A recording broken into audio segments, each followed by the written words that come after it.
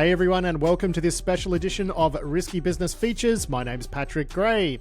And today we're doing something a little bit different. My colleague James Wilson will be joining me for this one. And we are both chatting with Jon Sakoda, who is I believe the managing partner over at Decibel Partners, which is a VC firm based in the Bay Area in the United States. Now, of course, Decibel Partners actually owns a chunk of Risky Business Media, and we work pretty closely across Decibel's portfolio companies.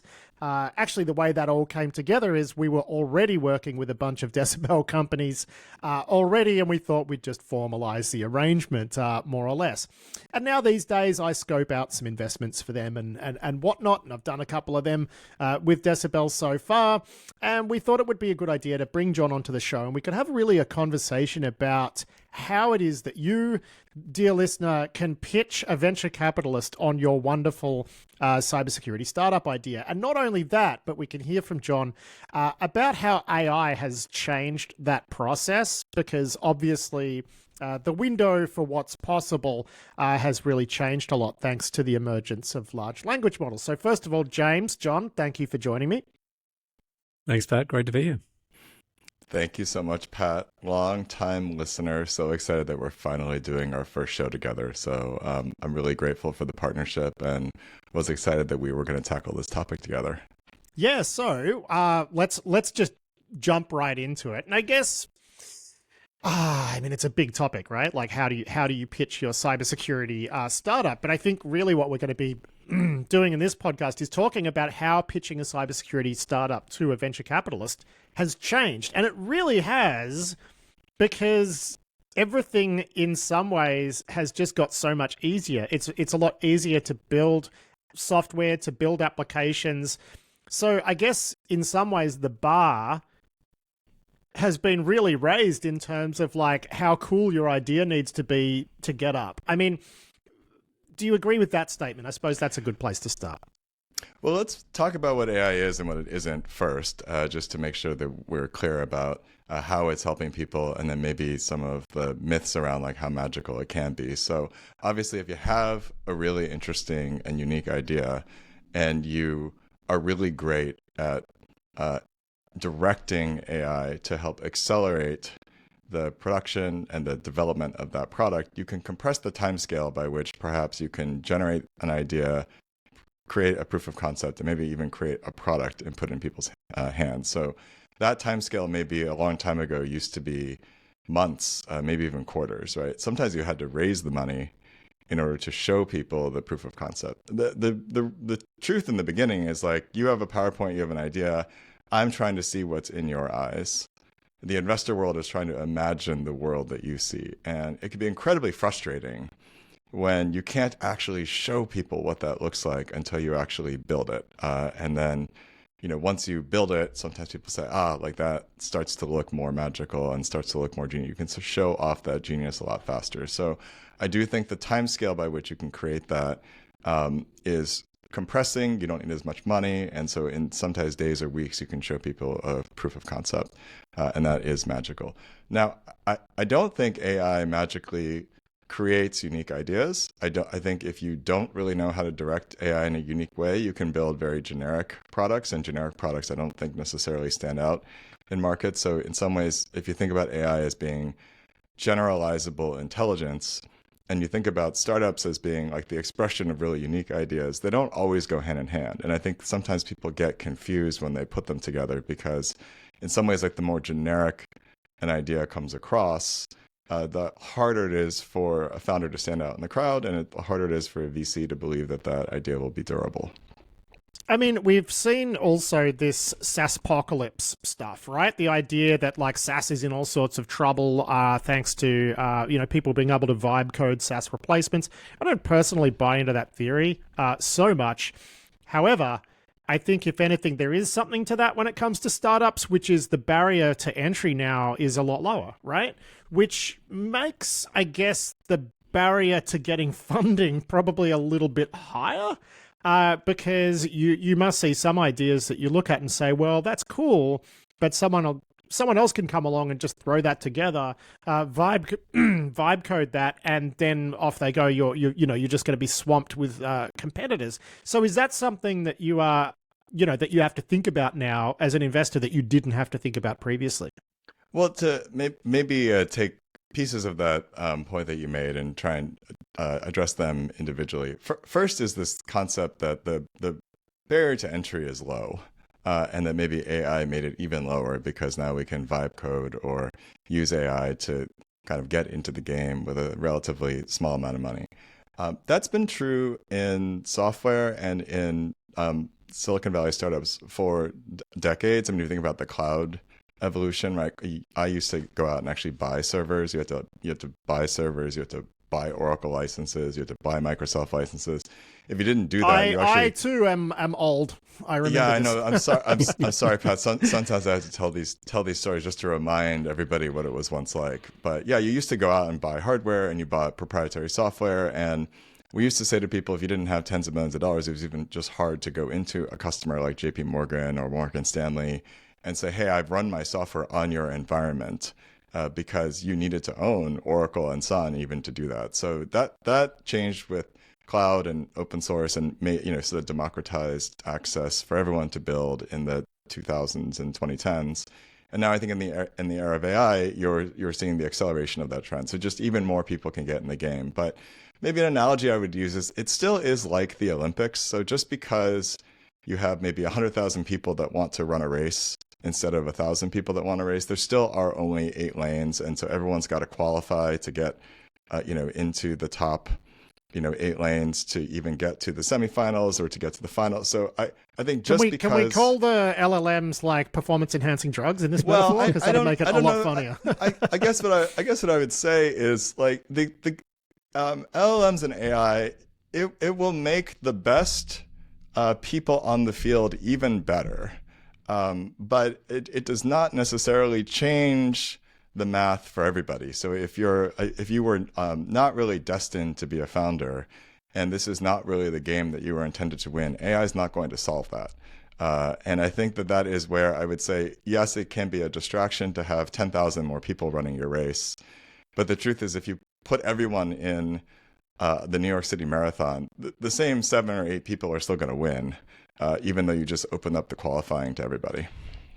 Well, maybe trying to delve into that a little bit more. Like I take the point that, when it's so easy to create a startup, you've got to really excel. But we're still sort of talking about in aggregate. And I wonder if there's differences in how AI is used that might help to, I guess, separate people out, right? I can think of sort of 3 broad categories of how AI is used. Either you're using AI to get your product to market faster, better, whatever the metric is that you're looking for.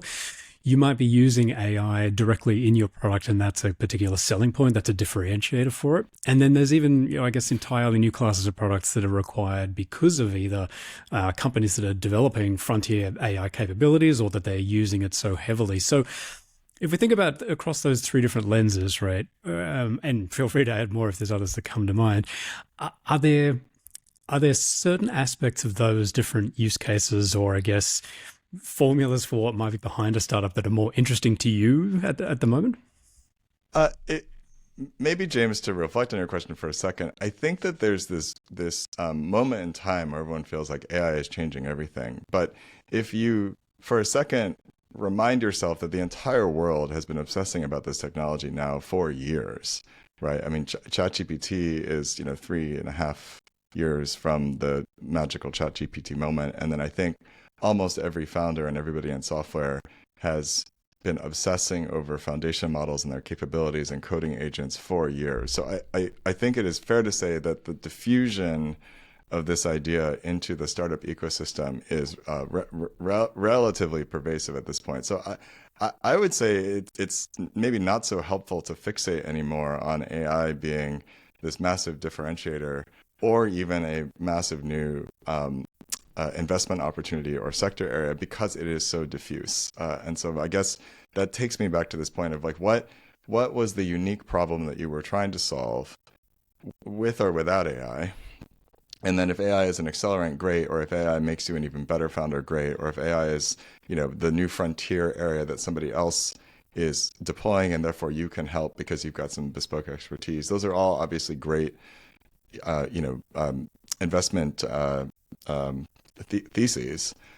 But as a catch-all category, I think it no longer has the same meaning that it once had years ago.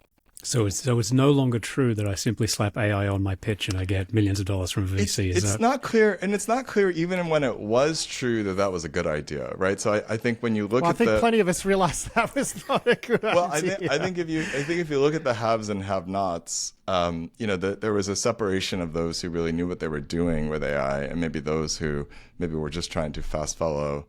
And those that really knew what they were doing are starting to really stand out from the crowd, and those that are fast following are finding that their products are not as successful. Maybe the Copilot era looks like everyone had a chatbot on their product, and that doesn't seem to stand out anymore.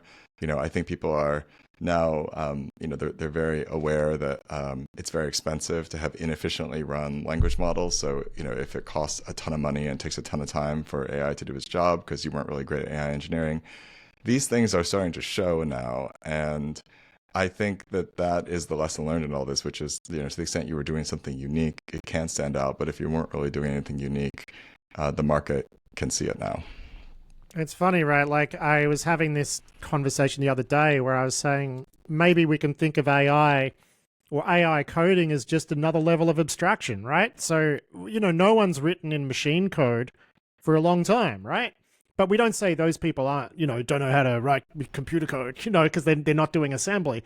Whereas, now we're getting to the point where, I think, James, you said it, didn't you? Where it's the people who understand the level they're working at and a couple of layers lower in abstraction who tend to be the real experts. So I guess what we're all saying here is AI is just meh now. It's just normal. It's meh.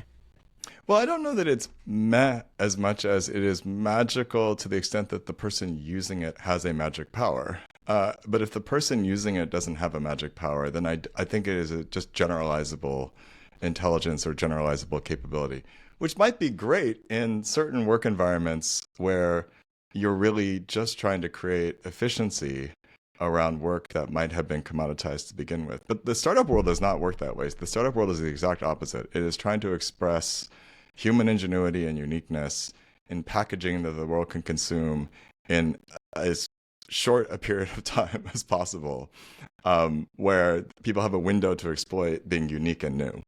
And if you're not doing that, then you're likely going to run into a lot of commoditization and competition. Right. So I guess the first lesson we're talking about today is just slapping now with added AI into your pitch deck is not going to get it. Is not going to get a lot of attention. I mean, it may still work for some, but I think it even if it's a false sense of security. Yeah. So let's move on to talking about how does one come and successfully pitch you on an idea. Because Decibel, I think one of the things that's really interesting about Decibel, and one of the reasons I was interested in working with Decibel, is because you do the really early stage stuff, right? So you're not turning up once the business is rolling, once they've got $1 million in ARR. I mean, you do a little bit of that as well, right? But most of what Decibel does is it's like a couple of people with an idea, with a slide deck and a resume and a bit of experience who say, we've seen a problem, we've got a solution for the problem. And then I guess, how would you describe the fundamentals of what your role is in the process of sort of deciding whether or not that progresses or not? Because, it's an interesting idea because there's so many little different things that you have to consider before you decide to tip money into a slide deck with a team behind it, right? So why don't you, shed a bit of light for the listeners on what your thought process is when you're weighing up an investment? Yeah. First, just to demystify this, I think everyone thinks that there's this like magical process where you create an amazing deck. You set up a meeting, there's this magical meeting, and if you do everything right in that meeting, then, there's a romance. We, decide to invest and everything is great. And there's even grifters out there, I bet, who are offering like courses on how to prepare the perfect deck, right? Yeah. It's nonsense. I think that, there's something to be said for like what I would call like generic fundraising. So generic fundraising, and this is not bad advice, but generic fundraising is, have a great deck that articulates, who you are, the problem that you're trying to solve, the market opportunity, and why someone should invest, and then get a list of investors and pitch that to a lot of people and hope that, you find the right investor. So I think that if I was going to maybe demystify that, for cybersecurity founders, and there's a reason why I think we decided to pick Decibel, a domain of investing as early as possible. So pre-seed, seed, Series A minus. Like really, everyone knows what early looks like, right? It's not quite a product market fit company. It doesn't have obviously repeatable metrics. There's something to be done still. And in general, I say money doesn't solve all your problems when you're still trying to create something. So that's the area that we work in. And in general, technical founders really need to find investors who enjoy that phase and deeply appreciate and understand what's going on in that phase, because there's only so much you can pitch or sell your way into success when you have a technical product, because technical buyers and practitioners, the listeners to your show as an example, they're very critical of products, and they, if it's going to say that it does a certain thing, it really better do it.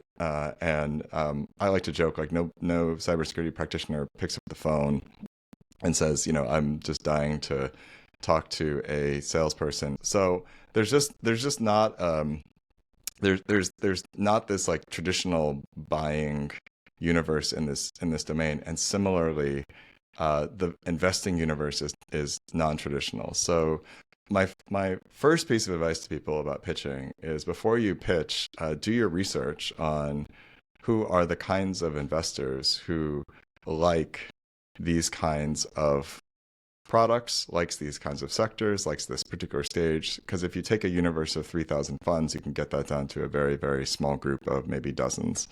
Then I think it's super important to try to talk to people who've been through that process. So I always feel that it's not very difficult to find a founder who's had some experience pitching us or getting to know us in some way. So, I would love to be able to publish to the world like a set of documentation and APIs, or, an MCP protocol. But it's also just sometimes best to consume that through a founder's lens. And then, after you've gotten some referenceability, then I always say, don't wait too long to set up a meeting and get to know us. I think sometimes people feel like everything needs to be perfect, and oftentimes these relationships are built up over long periods of time. That's exactly what I was wondering. As you were going through that excellent advice, there is the one question that I didn't hear answered is when. Like, when do I know, I guess on a couple of angles, when do I know I'm ready to approach an investor? But also, like, again, not to always bring it back to AI, but AI makes it easier than ever to get the idea, at least in a prototype stage, to even approach those sort of friendly partners, design partners, get you maybe a foot in the door somewhere. But, then there's the balance of how much do I bootstrap this? How much do I just go for VC earlier? Like, help us understand the many different, I guess, angles of how time and when does someone actually, book that call with you? Well, I think sometimes people feel like this is such a formal process that you only get one shot to pitch a VC. And if you don't, do well in that one amazing opportunity, then somehow you don't ever have another chance.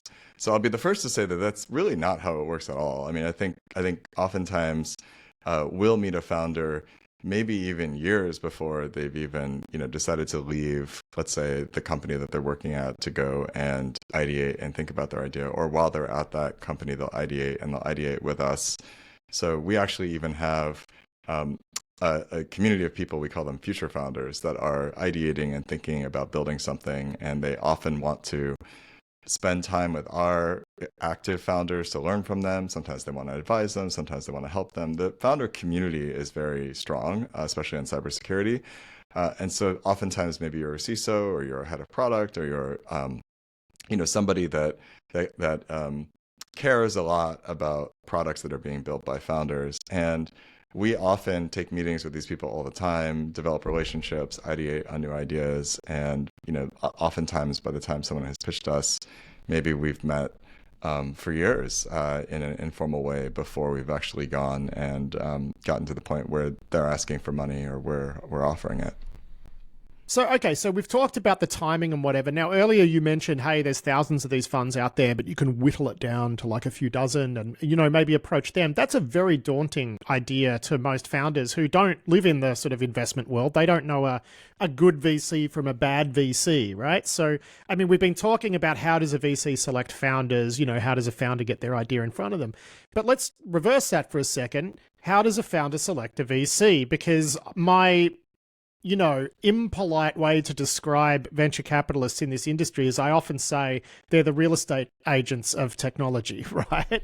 And I've met really varying quality people, right? In the sort of VC world, you've got the people who are very much finger guns, you know what I mean? Like trying to close their deals and like, they're just, I don't know, just a bit like you. And then you meet other people who are very sincere, engaged, interested in the fields in which they're working. So how can, a founder with no prior knowledge of this space actually identify who it is that they're going to want to talk to? Because, as I say, daunting. Well, I'm totally sympathetic to how daunting it is. I mean, you can imagine there's 3,000 firms, maybe, 10,000 people you could approach. And oftentimes people don't really even know where to start. So they maybe go to Google and do an internet search and, there's a small handful of names that'll pop up. But then even figuring out how to get a connection to those firms might be daunting. So I completely understand where you're coming from. An analogy I often use is like if you just use the internet to find a doctor or a specialist, you might also bump into the same problem. So in general, I think it's always great to find in the doctor world like a patient or somebody who's like been through a similar situation or has exactly the kind of disease that you have. And there are communities that organize these people. Wanting to found a cybersecurity startup disease. Yeah, so there's as you might imagine a very active cybersecurity community that is very well networked because many of us grew up as cybersecurity researchers first. So I think that there is already a collaborative ecosystem. So it is one that likes to share ideas and share knowledge about not just threats, but also people and VC firms. So I think it is relatively straightforward to just find a small handful of cybersecurity founders, people that maybe you admire, people that you know. I found that founders love to gossip about VCs. Founders love to share all the details about what VCs do or don't do or don't like. There's probably no more joy that a founder has in talking about their experience with VCs, good or bad. And oftentimes it hasn't always been perfect. So there's maybe no shortage of people who will, if you email someone and say, give me feedback on this VC, it might be 60 seconds or less that they'll respond to you.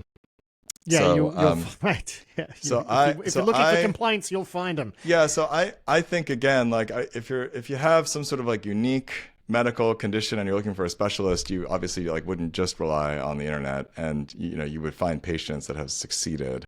And figure out what they did and who they talked to. And I think the founder world is very similar. Like find cybersecurity founders that maybe are like you or that you admire and you want to be like them, see what they've done, ask them for advice and feedback. And those tend to be the best gateways to our industry. And it time and time again happens to be some of the best ways that we get referrals. Like we get introduced to people all the time through the founder community. And we might be one of the first VCs they've ever met. But we might also be the perfect VC because of the way in which they found us, through a cybersecurity founder. Now, look, just to bring this all home, right, to sort of wrap this up, the one thing we haven't really talked about is like, what are the fundamentals of what makes a good idea for a venture-funded startup, right? I can think of a few things where they go wrong, where people have found a way to solve a technical problem that just doesn't really seem to have much of a business idea around it. I mean, that's something you see quite a lot. When someone comes along and says, hey, I built this really cool thing, and you're like, that is cool, but I just can't sort of see a circumstance where someone would buy it, right? So that's one. But I guess, what's your sort of, do you have like a checklist, I guess? And I know that the process is not checklist driven, right? I understand that because a lot of it is vibes, right? And that's something people have got to understand. A lot of it is like founder vibes. When you meet someone and you say, well, I think this person, like you can give them money and based on their track record, based on the vibes I get off this person, even if this idea fails, they're going to pivot it into something else. They're just really highly capable, high agency person. Give this person money. You can't go wrong. So that's a part of it as well. So I understand that it's not a checklist driven thing, but if you did have to come up with like 5 or 6 sort of criteria that you could rattle off in a podcast with me right now, what would they be? Well, I'm glad we're going at this because let's just call it like it is. There's lots of slides and there's lots of ways that you can articulate what you're trying to do. But ultimately, there's just one thing everyone wants to do, and that is, to the extent you're special in some way, you're either a special founder, or the technology that you built is really special, or the traction that you have is really special.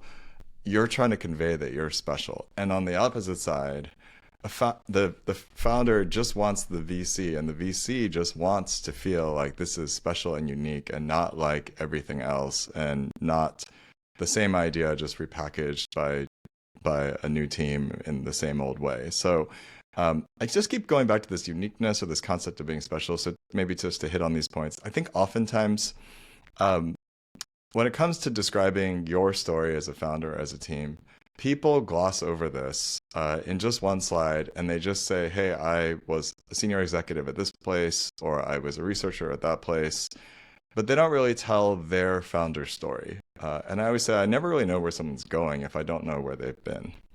And so I always say, like, spend more time telling your founder story, because your story is kind of everything.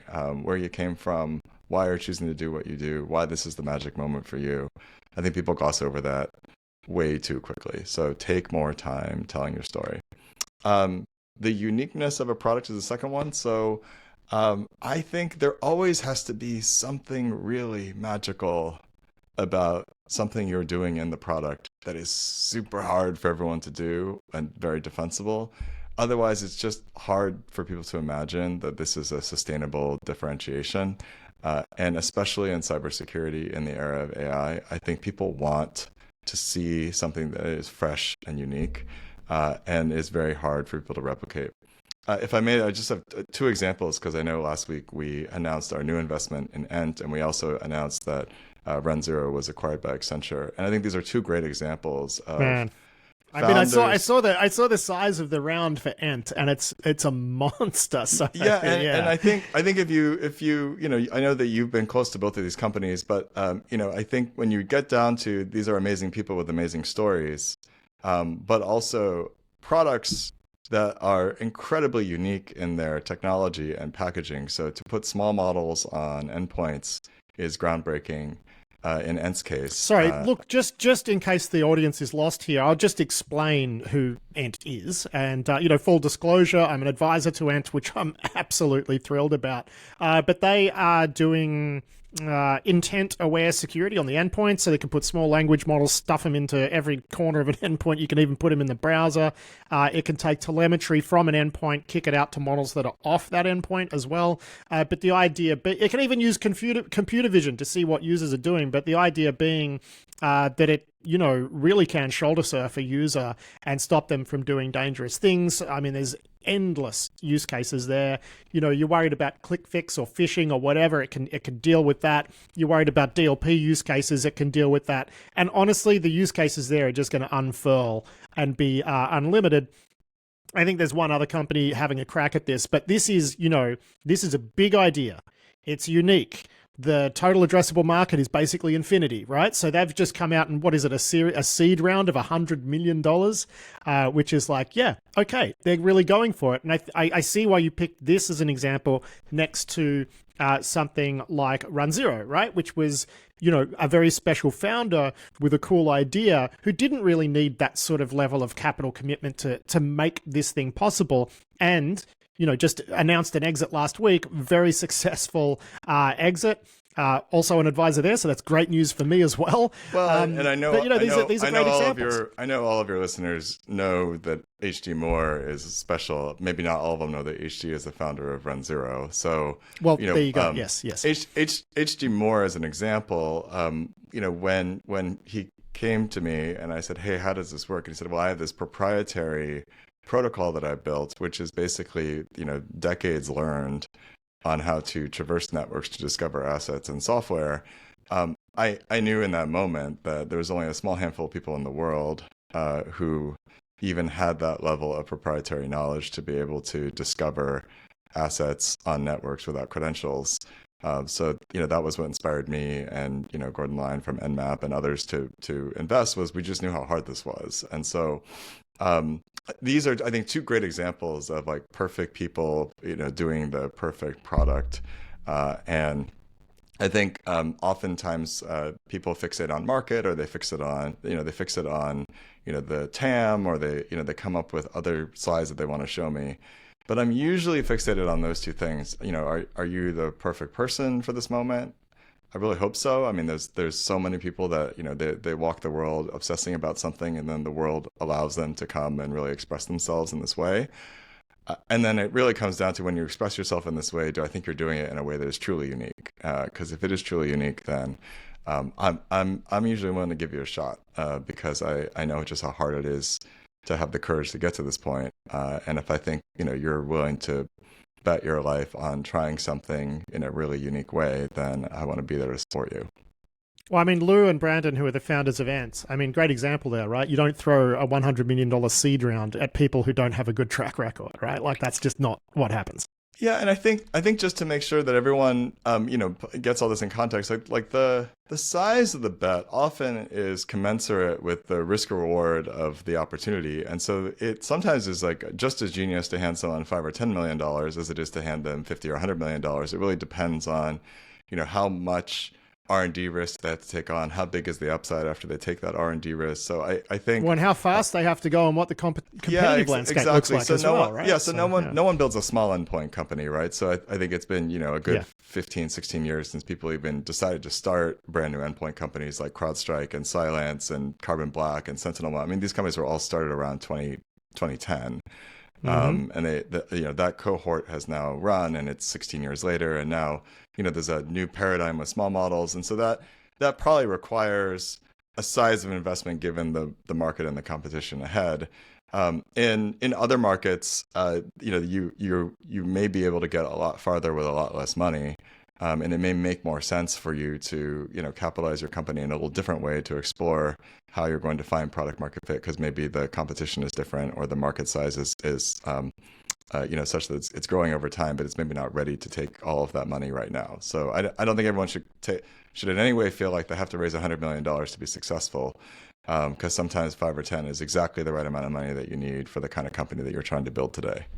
Sometimes it can be even less, right? Like if you're doing like a pre-seed, it's just a couple people with a slide deck and a collection of scripts and a trench coat. I mean, sometimes you don't need that much. You just need that salary for the founders. No, I'm so glad you're bringing this up, because I think when you read the headlines, or you're just on X and Twitter, and you're sort of like seeing where all the action is, it looks like you have to raise hundreds of millions, if not billions, just to even be noticed in this market.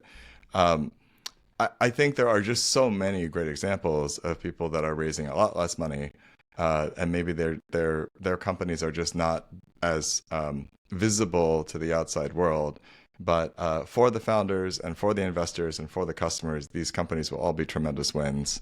And all too often that is not being shared with founders, because people are fixated on just the companies raising a ton of money and doing so at the highest possible prices. And Jon, just before we wrap up, I'm curious as to, we've talked a lot about preparing a founder and how they need to be ready, what they need to bring to the table, what you're looking for. But having seen this process go on a few times, I think there's also sometimes some conditions that might get attached to a VC's decision that maybe the founders weren't aware of. Like, I've met people that are great product idea, but you just think you're going to have to get a CEO in there or something else like that. Or maybe there's some extra governance or a board that's got to be established that can catch people off guard. Like, help a founder get the full amount of, I guess, preparedness and mental model of what sort of things can become a condition of getting funding if they get to that point. Yeah, James, in Silicon Valley, everyone tries to do as simple and as straightforward of a deal as they possibly can. I think largely because the space is so competitive and our industry here is relatively mature. So maybe said it a little differently, like there's maybe not as much of a conditional-based culture here, nor maybe as much of a nickel and dime culture, because people are playing the long game. And so I think at least in our world, we don't see as much of that. I am sympathetic, though, that in other parts of the world, maybe where you have more traditional venture capital industries, these types of terms do exist. And generally speaking, what I say to people is, if you can get away with it, execute a little bit longer to give yourself the opportunity to raise money in a clean deal that does not have maybe the same restrictions or requirements that that you'd recommended. So yeah, in general, my advice is just sort of progress and move yourself to a place where you'll either with that investor or with other investors get a clean deal for your company. All right. Well, I think that's a good place to wrap up this first appearance from Mr. Jon Sakoda here at Risky Business Features. Yeah, we've been planning this for like a year. Finally got around to doing it. Jon, thank you so much for coming along to share your Yoda-like insights with the Risky Business listener community. It's great to see you. Yeah, thanks, Pat. Thanks, James. Thanks, Jon.